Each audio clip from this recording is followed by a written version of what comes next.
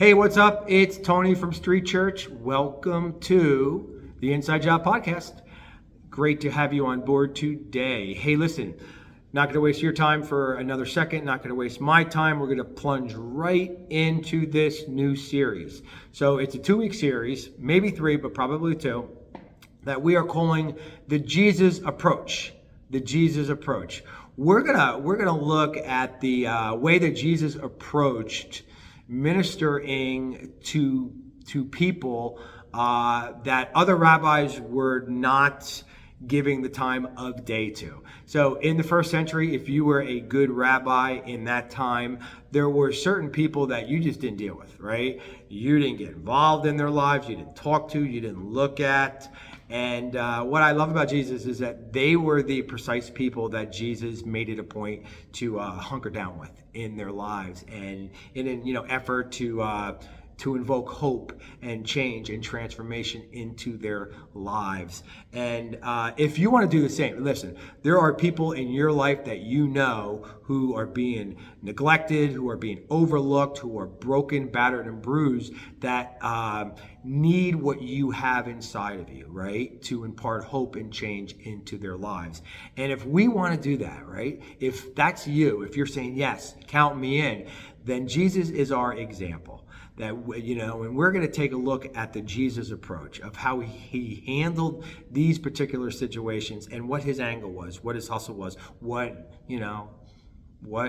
his approach was. So the first story is a woman that everybody is going to be familiar with. It's the woman caught in the act of adultery.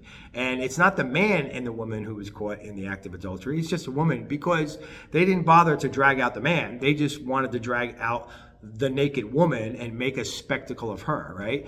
So they found this woman who was in bed with this guy. Most people think that she was a prostitute. That's not certain, but most people think so. So in the very act. So obviously she had her clothes off, right?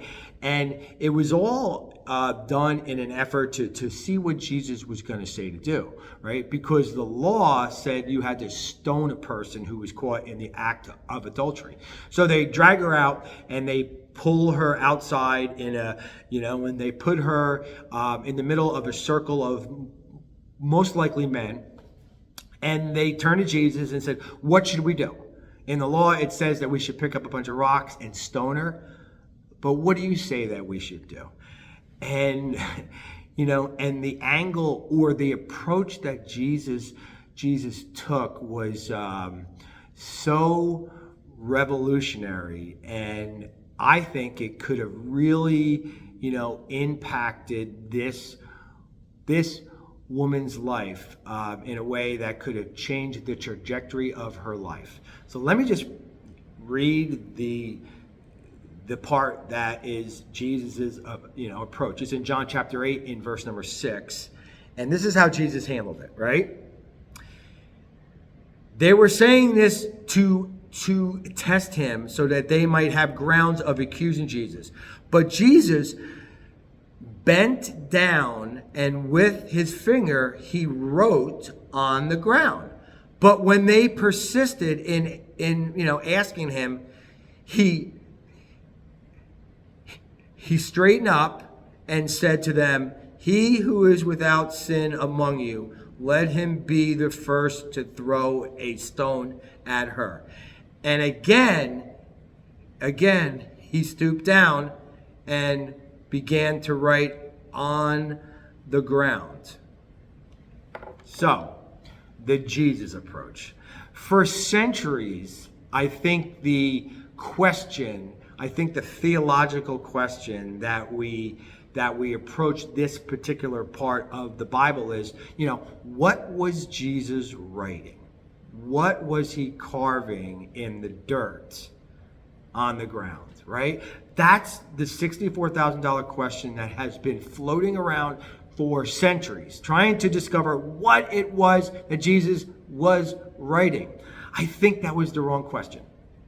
I think the better question is not what he was writing, but why was he stooping down and spending time drawing in the dirt in the first place?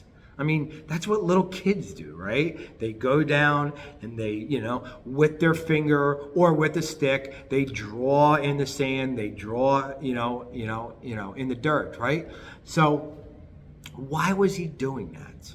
So let me just make my suggestion on why this is such an awesome approach that Jesus had.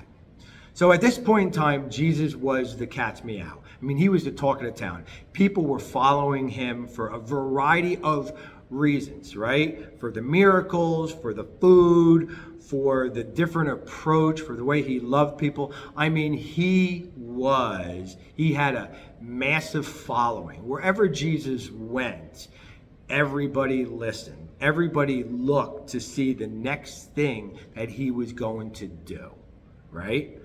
So when Jesus went to the ground and began to draw, what would happen? If everybody was looking to see what the next thing Jesus was going to do and what was going to happen, what would the 12 men or the 15 men, however many men, where would their eyes be drifting to after Jesus bent down and began to write on the ground? They would be moving from this naked woman who was undoubtedly ashamed, afraid, embarrassed. They would be moving from her and onto the ground. All eyes would be on Jesus, right? They would be moving from her and to him. So why is that so important, right? Or what preceded, or what compelled, or what prompted this approach that Jesus took when he bent on the ground and began to scribble stuff? What compelled it and what prompted it was his thoughtfulness. His thoughtfulness. He was so considerate and so thoughtful and so mindful of what this woman was feeling at the moment. How embarrassed she was, how ashamed she was, how low she must have felt. He was so in tune with her affections and her feelings. He was so thoughtful and so considerate that he knew to deflect the attention off of her, all he had to do was start writing something on the ground. So the approach that Jesus used here was thoughtfulness and consideration. Thoughtfulness. He was so in tune with what she was feeling in the moment. And because of his utter thoughtfulness, he did something that would completely divert the attention off of her and put it on to him. We need to be thoughtful. We need to be mindful. We need to be considerate, right, of what other people are going through, of what they are feeling, of what they are experiencing, why they are doing what they are doing.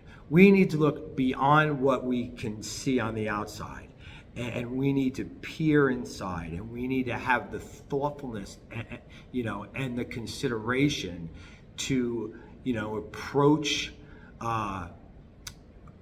other people with thoughtfulness, right? So, I love this approach. I think there's so much that we can learn from it. And the main thing that we can learn is that if we really want to impart life and hope into people's lives who are broken and battered, we need to do it in the spirit of thoughtfulness and consideration. Amen? Amen. Week 1 down, week 2 to come. Stay tuned.